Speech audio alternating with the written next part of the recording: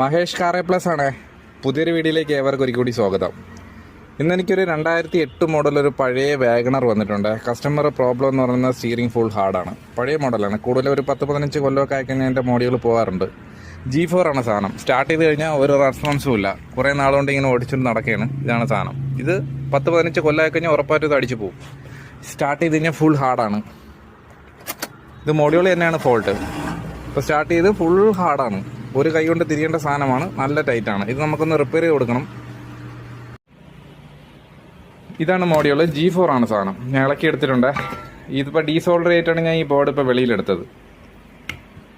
അകവും പുറമുണ്ട്. ഡബിൾ ടെക്കറാണ്. ഇതിൻ്റെ എല്ലായിടത്തും കംപ്ലൈൻറ്റ് വരും. 3 അടുത്ത് ചെക്ക് ചെയ്യാനുണ്ട്. 1, 2, 3. ഈ 3 അടുത്തും കംപ്ലൈൻറ്റ് കിടപ്പുണ്ട്. ഇത് എല്ലായിടത്തും നമ്മളൊന്ന് ഫുൾ അനലൈസ് ചെയ്ത് ചെക്ക് ചെയ്തെടുത്ത് കഴിഞ്ഞാൽ നമുക്കിത് മനസ്സിലാവും ഏതാണ് ഫോൾട്ട് എന്നുള്ളത്. ചേഞ്ച് ചെയ്യേണ്ട ആവശ്യമില്ല. ഇത് നമുക്ക് നന്നായിട്ട് റിപ്പയർ എടുക്കാൻ പറ്റും. പിന്നെ ഇത് കംപ്ലൈൻറ്റേ വരത്തില്ല. ഞാൻ ഒരുപാട് ചെയ്ത് കൊടുത്തിട്ടുണ്ട്. ഇനി ഞാൻ ചെയ്ത് വണ്ടിയിൽ വെച്ചിട്ട് ഞാൻ സ്റ്റാർട്ട് ചെയ്ത് കാണിച്ചു തരാം എങ്ങനെയാണ് വർക്ക് ആവണമെന്നുള്ളത്. മോഡ്യൂൾ ഇപ്പോൾ റിപ്പയർ ചെയ്തിട്ടുണ്ട്. G4 ഇപ്പോൾ ഞാൻ ഫിക്സ് ചെയ്തിട്ടുണ്ട്. ഇനി നോക്കിക്കോണേ, സ്മൂത്താണ്. ഒരു കൈ കൊണ്ട് തിരിയും. കണ്ടോ, ഒരു കണ്ട് തിരിക്കുന്നുണ്ടോ? കംപ്ലൈൻറ്റ് മാറിയിട്ടുണ്ട്. ഇനി ഇത് കിടന്നോളൂ. ഇനി ഈ മോഡൽ അങ്ങനെ പെട്ടെന്ന് അടിച്ചു പോകത്തില്ല. കാര്യം ഞാൻ അത് A to Z വരെയുള്ള കാര്യങ്ങൾ നോക്കി ചേഞ്ച് ചെയ്തിട്ടുണ്ട്. ഇനി കംപ്ലൈൻറ്റ് ഉണ്ടാവില്ല. IC എന്തൊക്കെയാണോ എല്ലാം ഞാൻ ചേഞ്ച് ചെയ്തിട്ടുണ്ട്. ഇനി സ്മൂത്താണ്. കണ്ടോ.